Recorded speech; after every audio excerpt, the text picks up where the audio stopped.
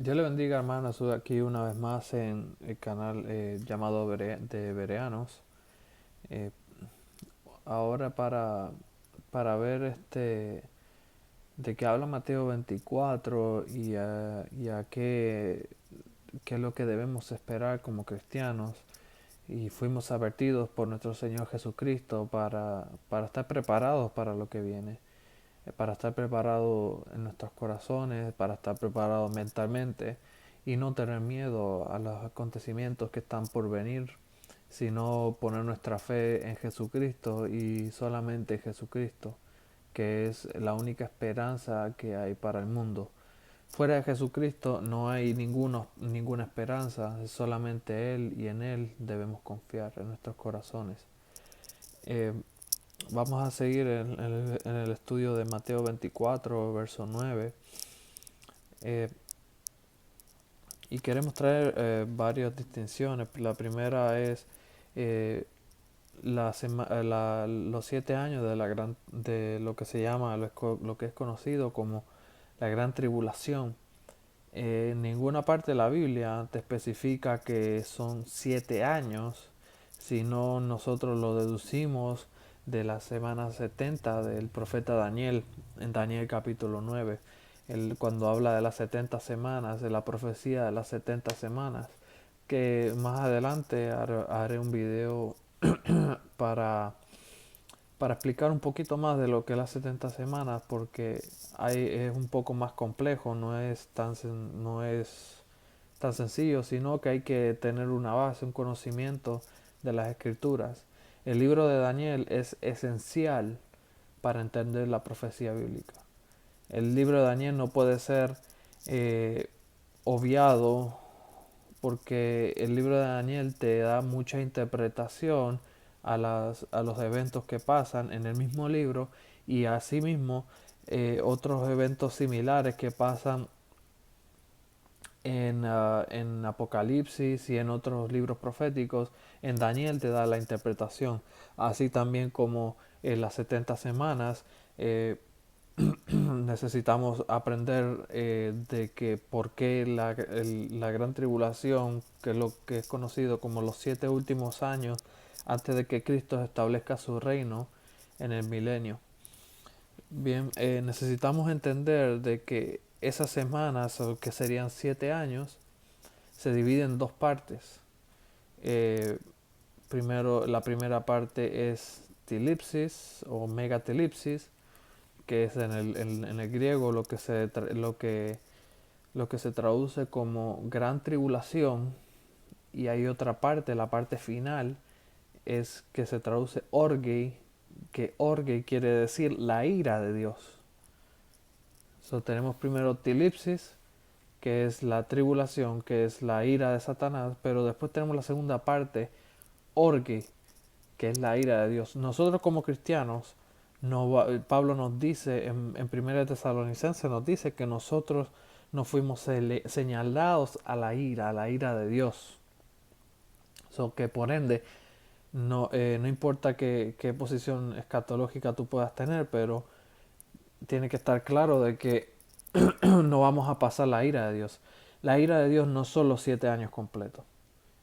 Podemos estudiar varios versos bíblicos, pero la Biblia es clara que la ira de Dios no son los 7 años completos, sino es el final. Es cuando Dios pone la ira en el Apocalipsis, que son las 7 trompetas y las 7 copas. Cuando, cuando, cuando Dios descarga la ira sobre la tierra, pero los cristianos vamos a ser raptados o si va a pasar el rapto antes de la ira de Dios. Eh, Hay que hacer otra distinción, o sea, como estaba hablando, lo que es orgei y tilipsis. Tilipsis es tribulación, lo que habla en Mateo 24, verso 9, entregarán a tribulación, la palabra en griego es tilipsis. Cristo dijo, en este mundo tendrán tribulación, en este mundo tendrán tilipsis.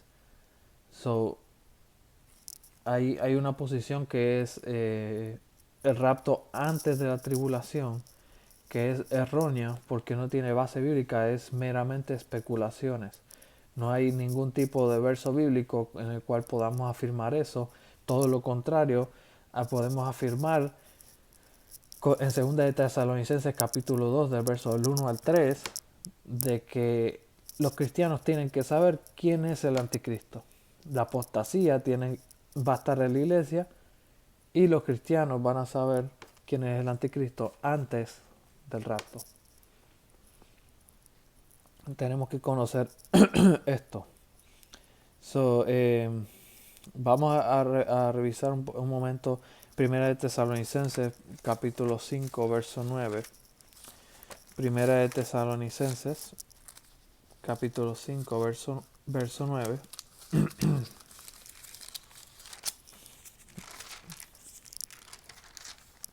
Que Pablo nos escribe: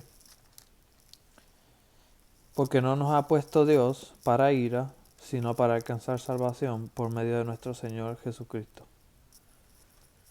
Ahí como cristianos tenemos que entender que la ira de Dios no va a caer en nosotros. Pero sí tendremos tribulación, sí seremos perseguidos. Y esto no es para inculcar el miedo en nadie, sino para que estar preparados mentalmente, en oración, en ayuno, en lectura de la palabra, en conocer la palabra de Dios, eh, conocer cada aspecto del carácter de Dios, y sabiendo y confiando de que al final de todo tenemos una vida eterna, que a lo mejor tengamos un poco de tribulación en esta tierra, pero sabemos lo que viene, lo que es venidero, es mucho mejor. Y qué mejor hacerlo bajo las alas de Jesucristo, bajo la sombra de Jesucristo, nuestro Salvador. Porque fuera de Jesucristo no hay salvación, de ninguna manera. Pero vamos a empezar a leer eh, Mateo 24, verso 9, donde nos habíamos quedado de la última vez. Dice: entonces os entregarán a tribulación, os matarán, y seréis aborrecidos de toda la gente por causa de mi nombre. Entonces aquí hay una promesa de Cristo. Dice: nos entregarán a tribulación. Y se os entregarán a tilipsis y os matarán. Aquí la pregunta: hay mucha gente que habla del evangelio de la prosperidad, del bienestar aquí ahora, del estar cómodo, de que Dios quiere todo lo mejor para ti. Pero aquí el texto nos dice que nos matarán. Y ahí tenemos un ejemplo hoy en día: cuántas personas están matando en Nigeria, por ejemplo, por ser cristianos. En Corea del Norte, en Irán, en China, solamente porque dicen que son cristianos y los están matando. Los están persiguiendo por su nombre.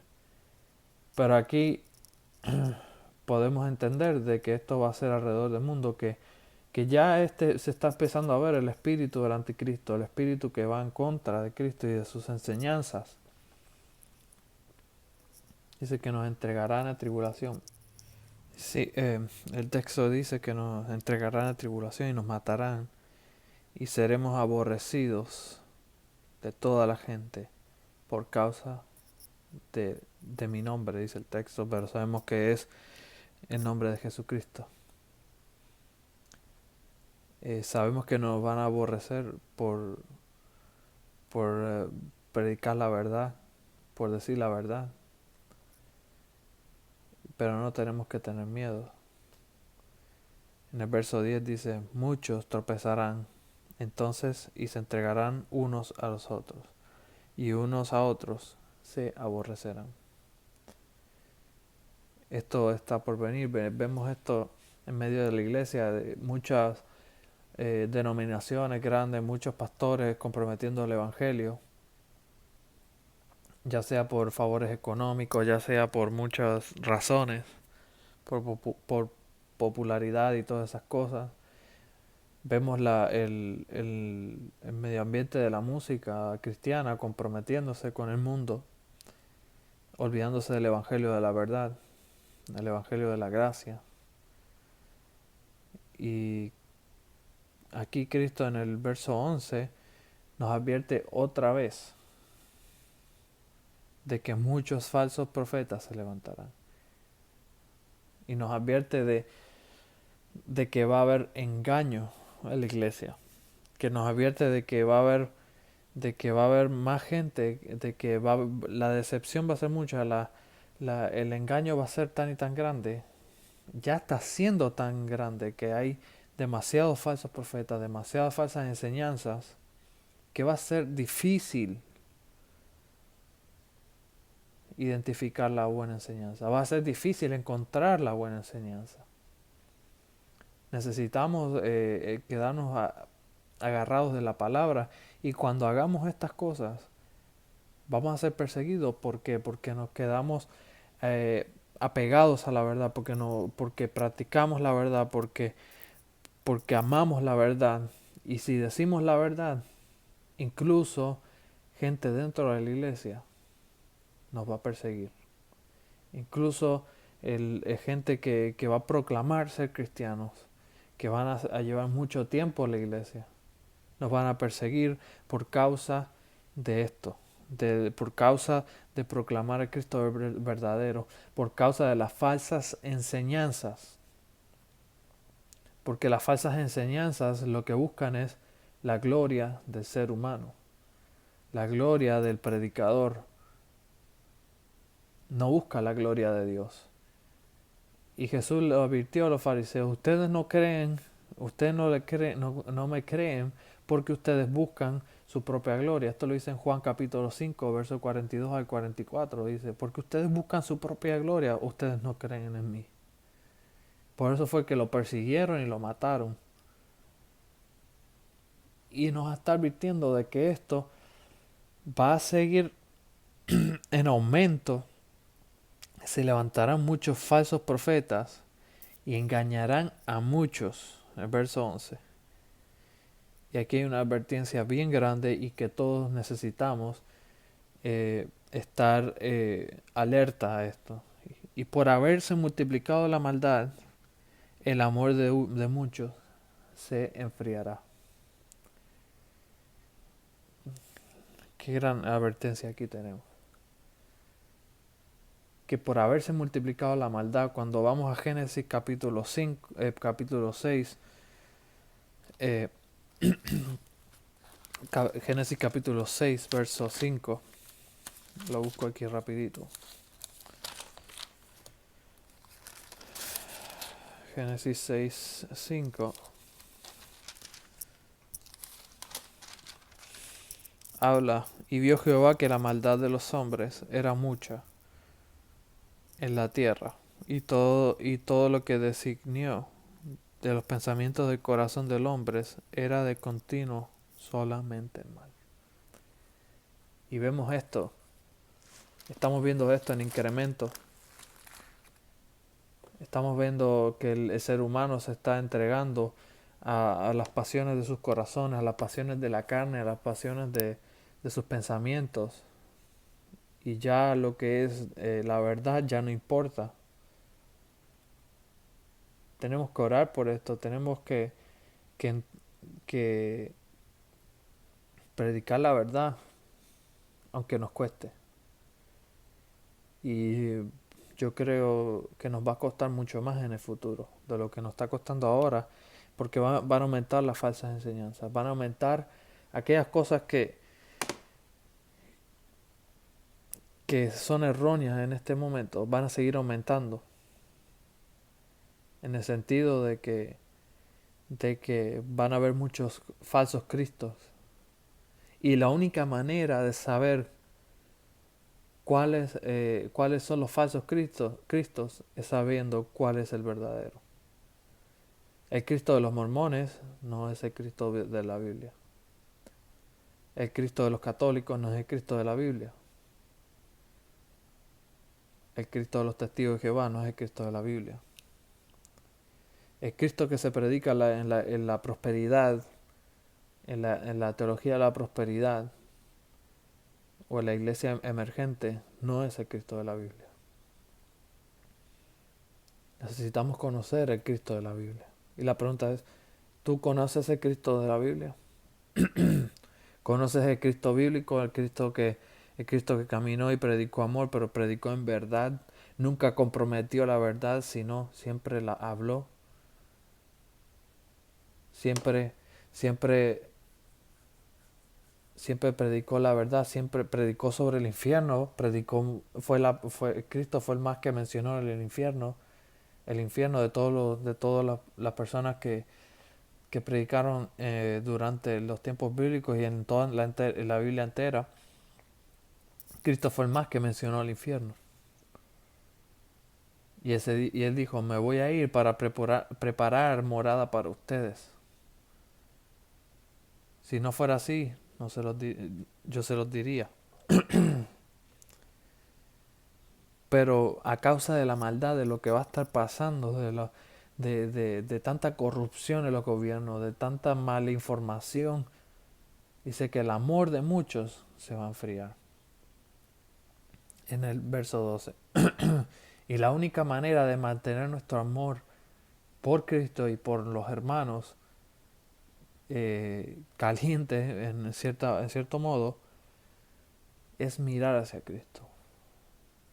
¿Por qué se enfriará? Porque las personas por el que se le va a enfriar el amor, porque van a estar mirando a mucho las circunstancias que van a estar pasando en este mundo y no van a estar mirando a Cristo. Por eso es necesario que miremos a Cristo en su carácter, sus enseñanzas, que practiquemos lo que leemos, como dice Santiago, que no ser solamente oidores olvidadizos, sino ser hacedores de la palabra. Si vemos una necesidad en alguien, y especialmente si es un hermano de la iglesia, hacer algo por eso. Necesitamos oración. Necesitamos volver a ese primer amor. Porque hay muchas cosas pasando. Hay mucho en el medio ambiente político, en el medio ambiente eclesiástico. Hay muchas cosas pasando ahora mismo que pueden envolver nuestros pensamientos y desviarnos y llevar a que nuestro amor por Cristo sea enfriado. El verso 13 dice, mas el que persevere hasta el fin será salvo. Esto es una carrera. Como Pablo dice, he peleado la batalla, he corrido la carrera. Esto es una carrera que hasta que no se acabe, no se acaba. Tenemos que seguir hacia adelante. No doblar rodillas a Baal, no doblar rodillas a las falsas doctrinas, no doblar rodillas a la maldad, no entregarnos a la maldad, sino seguir en oración y ruego, orando por los gobernadores que nos tocan, viviendo el Evangelio, que va a ser más difícil y se va a seguir poniendo más difícil. Pero el que persevere hasta el fin va a ser salvo. El que crea la palabra que Cristo ha hablado y la internalice en su corazón, la absorba en su corazón y persevere y se mantenga en esa palabra hasta el final, este será salvo.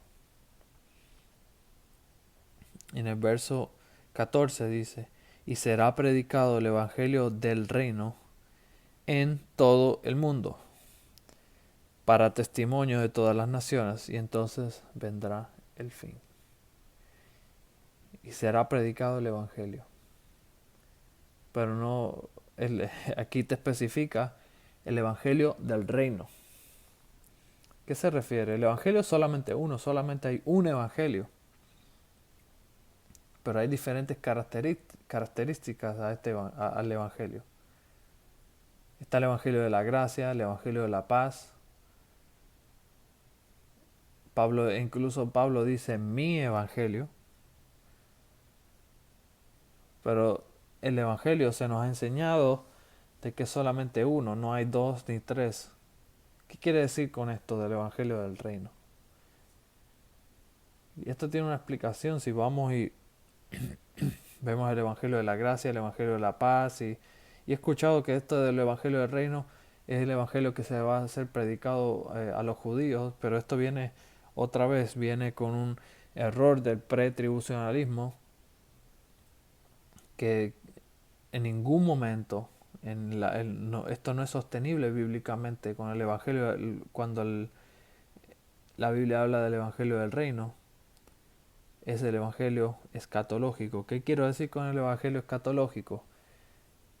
Es aquel Evangelio que que se va a predicar de las profecías, de lo que, de lo que Cristo profetizó aquí, se va a estar cumpliendo. Por ejemplo, si estás hablando con alguien tratando de predicarle el Evangelio en estos tiempos y en los que nos van a hacer, los que proceden, es el Evangelio, que la persona te va a decir, oh, está pasando esto y esto y esto en el mundo, sí, sí, qué triste, alguien que no crea.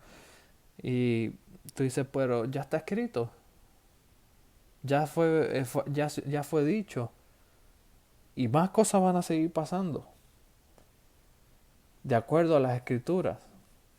Y va a ser una manera de alcanzar a muchas personas. Pero al mismo tiempo te dice que va a ser predicado hasta el final del mundo para testimonio de las naciones. No solamente, no simplemente va a ser para que sean, o sea, sí va a ser para que mucha gente sea salvo, pero no todo el mundo lo va a aceptar. Pero va a ser para testimonio de las naciones. Y entonces vendrá el fin. Eso nos está diciendo, nos está anticipando que vendrá persecución, vendrá tribulación por causa de su nombre. Aquellos que realmente quieran vivir en las enseñanzas de Cristo Jesús serán perseguidos, pasarán tribulación, pasarán cosas, pero sabes que Él prometió que él iba a estar con nosotros. Y la palabra que más se repite en la Biblia es no temáis. No temas. Más el que pero te dice, si perseveras en lo que dice, es lo que la palabra dice, hasta el fin serás salvo. Nos dice que este evangelio será predicado. En el verso 15 dice, por tanto, cuando veáis el lugar santo por tanto, cuando veáis en el lugar santo la abominación desoladora de que habló el profeta Daniel, el que lee entienda. Este es un verso muy importante y por eso estaba diciendo que el entender Daniel, el libro de Daniel, es muy importante para entender esto. Por eso que dice el verso, el que lee entienda. ¿Qué es lo que se refiere cuando veas el lugar santo, la abominación desoladora? Esta palabra en el hebreo se entiende como shikutza metzume. Shikutza metzume. Es la abominación desoladora. La mejor manera de explicarla es históricamente, antes que Cristo viniera y muriera la cruz, unos par de años, ciento y pico de años antes, hubo una persona que se llamaba Antíoco Epífanes, que era un griego. Después que Alejandro Magno murió y se dividió el reino, vino esta persona que era Antíoco Epífanes, conquistó Jerusalén. Y cuando conquistó Jerusalén, en el templo sacrificó una cerda. Sabemos que para los judíos el cerdo es un animal inmundo, y sacrificar una cerda en el altar es abominación, por eso dice abominación desoladora. Y de ahí en adelante sale la famosa historia de los macabeos, que volvieron a reconquistar Jerusalén y expulsar a Antíoco Epífanes. Pero es cuando sea sacrificado. Y eso va a pasar otra vez, pero con el anticristo. El anticristo va a venir a sacrificar una cerda o un animal inmundo en el futuro templo. Y es de eso lo que te está hablando el verso 15. Pero cuando vea ese lugar santo, la abominación desoladora a la que habló el profeta Daniel, entonces los que estén en Judea huyan a los montes. El que esté en la azotea no descienda para tomar algo en su casa. Y el que esté en el campo no vuelva atrás para tomar su capa. Mas hay de las que estén en cinta y de las que críen en aquellos días. Orad pues que vuestra huida no sea en invierno ni en el día de reposo, porque habrá entonces gran tribulación. De ahí sale la palabra megatilipsis, que es gran tribulación, cual no ha habido desde el principio del mundo hasta ahora, ni habrá. Y si aquellos días no fuesen acortados, nadie sería salvo, mas por causa de los escogidos, aquellos días serán acortados. Ese es el verso 22. Y eh, quiero tomar en cuenta la palabra que dice, mas por causa de los escogidos, que erróneamente ha sido identificada que los elegidos son Israel, o los escogidos. Los escogidos no es Israel. Los escogidos es la iglesia. Mas por causa de los escogidos. ¿Y cómo yo sé eso? En Efesios capítulo 1, versículo 4. Lo buscamos rápido en un momentito aquí. Efesios capítulo 1, versículo 4. Dice, según nos escogió Dios, esto es una carta a la iglesia de Éfeso. En ningún lado de la Biblia habla de Israel como escogidos, sino como cuando habla de Israel como escogidos, lo identifica como nación, como en Romanos. Dios escogió a Israel, pero no, Dios escogió a Israel, pero también nos escogió a nosotros. ¿Cómo sabemos que esos escogidos son los mismos que estos? Pues aquí en Efesios nos dice, nos da un Pablo cuando habla a la iglesia de los Éfesos, dice, según que Efesios capítulo 1, versículo 4 dice, según nos escogió Dios antes de la fundación del mundo, para que fuésemos santos y sin mancha delante de Él, en amor y habiendo predestinado para ser adoptados, hijos suyos, por medio de Jesucristo, según el puro y afecto de su voluntad. Quiero hacer una clarificación, yo no soy calvinista, y tampoco creo en la teología de reemplazamiento de Israel. Creo que Israel sí tiene eh, propósitos. Dios no ha terminado con Israel, que Dios tiene propósitos con Israel, proféticos, y que Dios no desechó a Israel.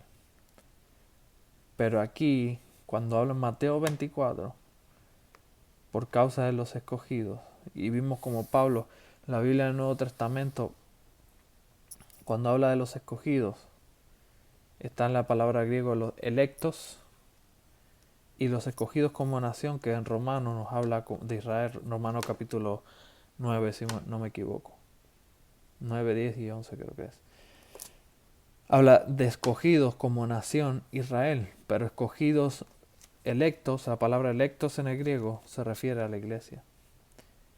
Y nos dice que por causa de los escogidos, esos días serán acortados, porque si no, no hubiese nadie podía haber sido salvo. Colosenses 3:12, otra prueba de que los escogidos es la iglesia. Gálatas, Colosenses 3:12. Vestido pues como de escogidos de Dios, santos y amados, y entrañables de entrañable misericordia, de benignidad, de humildad, de mansedumbre, de paciencia. So, vestidos pues, esto es una carta a la iglesia de Colosa.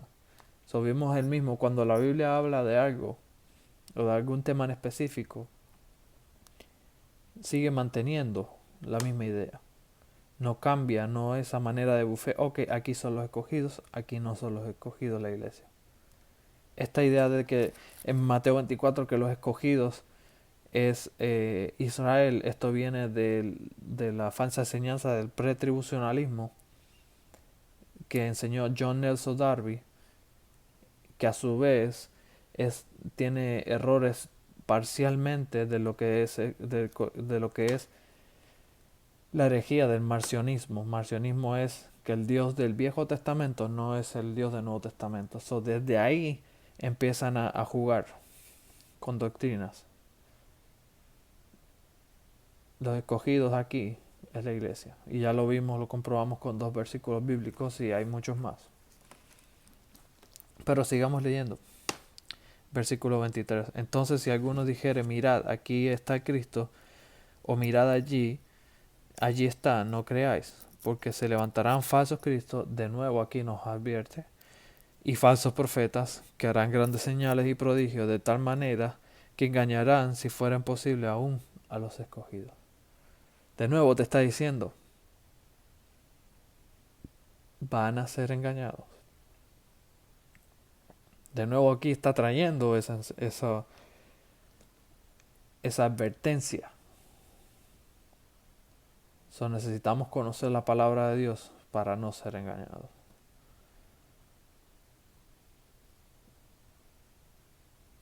Y dice que en el verso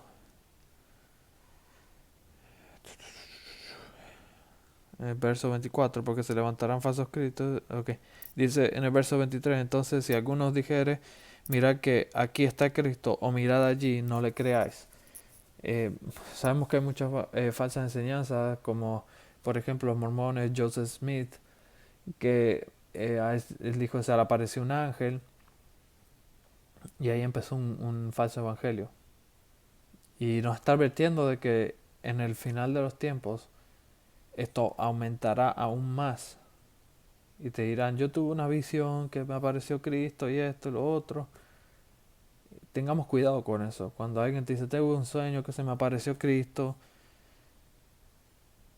Cristo nos dice físicamente, en Hechos, los primeros capítulos de Hechos, dice, los ángeles le dijeron a la iglesia primitiva de que así como Él se fue, así vendrá en las nubes. El verso 25 dice, ya os lo he dicho antes, así que si os dijere, mirad está en el desierto, no salgáis, mirad está en los aposentos, no creáis, porque como relámpago que sale del oriente y se muestra hacia el occidente, así será también la venida del Hijo del Hombre.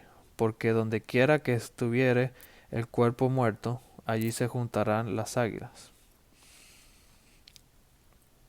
En el verso 29. Cuando comparamos Apocalipsis verso 29 con Apocalipsis capítulo 6, lo que se conoce como el sexto sello, lo comparamos con Mateo 24, 29, es bien parecido, es el mismo evento. Dice, e inmediatamente después de la tribulación, en aquellos días, el sol se oscurecerá y la luna no durará, la luna no dará su resplandor, y las estrellas del cielo caerán, y las potencias de los cielos serán conmovidas. Entonces aparecerá una señal del Hijo del Hombre en el cielo. Entonces lamentarán todas las tribus de la tierra, y verán al Hijo del Hombre viniendo sobre las nubes del cielo, con poder y gloria. Y enviará a sus ángeles con gran voz de trompeta, y juntarán a sus escogidos de los 4 vientos desde un extremo del cielo hasta el otro. en Lucas 21, Jesús nos dejó saber que los judíos tienen que estar en Israel antes de que Él venga. Y aquí nos está diciendo que los escogidos van a ser recogidos desde los cuatro vientos de un extremo del cielo hasta el otro. Esto es bien importante. Esto es lo que es el rapto, que cuando Él venga,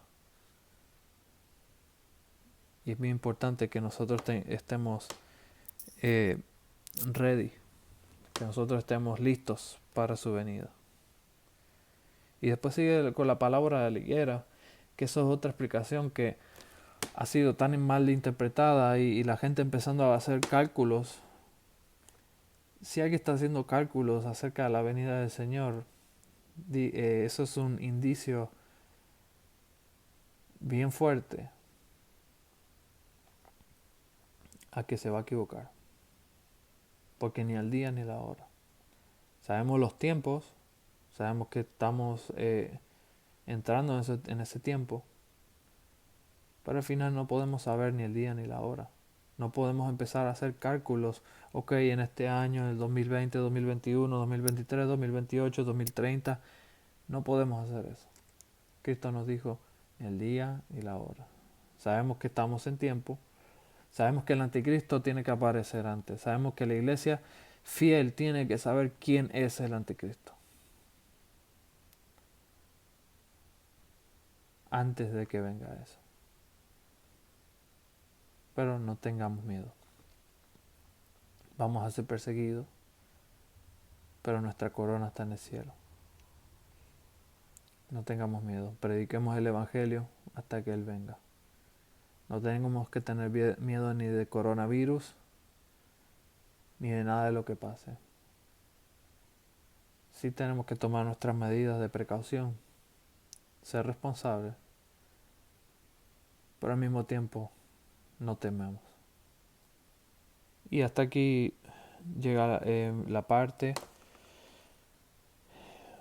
Vamos a después más adelante haré otro video hablando de la parábola de la higuera, explicando un poco más.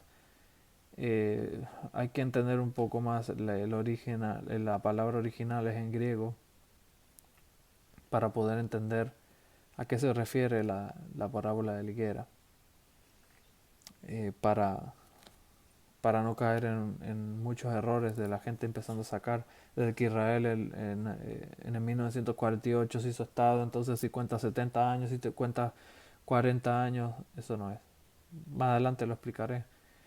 Eh, pero nada, sigamos en sintonía, sigamos orando, sigamos estudiando la palabra y no temamos. Gracias por verme hasta ahora. Que Dios los bendiga y que Dios los siga bendiciendo aún más.